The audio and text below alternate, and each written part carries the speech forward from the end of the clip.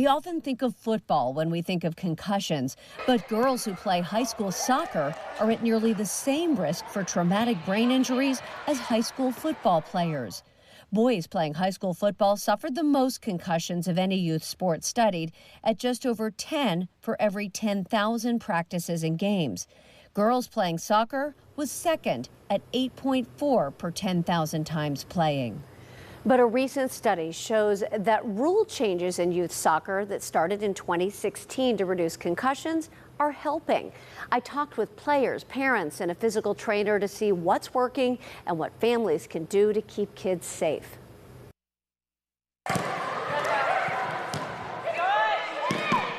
Whether it's practice or a game, these young soccer players give it their all. Every sprint, every block, every shot.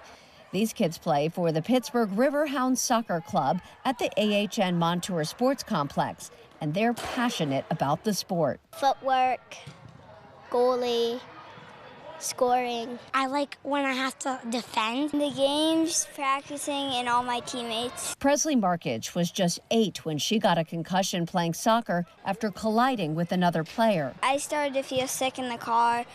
I threw up once we got home. I took a nap because my vision was all blurry, and then I threw up again and then ended up in the ER for 4 hours. As a parent, I really did not want any long-term effects from this, especially at such a young age. AHN physical therapist Kim Kelly suffered 3 concussions playing soccer in high school and college, all in the midst of going for a header. In high school, another player and I went up at the same time, and I hit the ball and she hit the back of my head. That's one reason that in 2016, the U.S. Soccer Federation banned headers for players younger than 10, and players 11 to 13 can practice headers for no more than 30 minutes a week.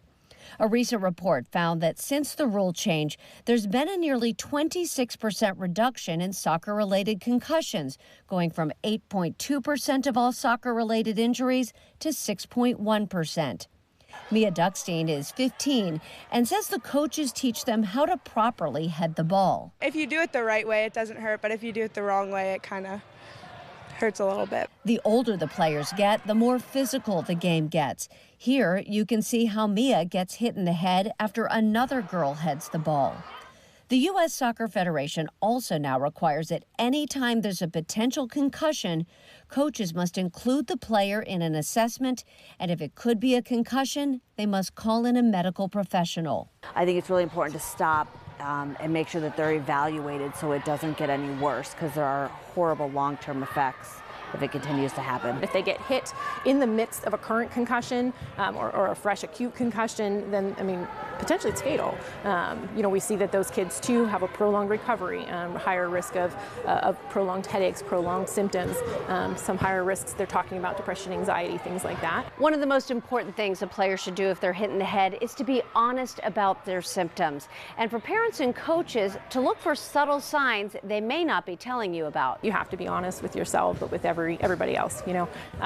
It's very hard with these athletes. They are extremely competitive. No one wants to miss any playing time, but we are talking about your brain and your well-being. The young players want to win on the field, but the parents often have a longer-term perspective, wanting to ensure they win at life.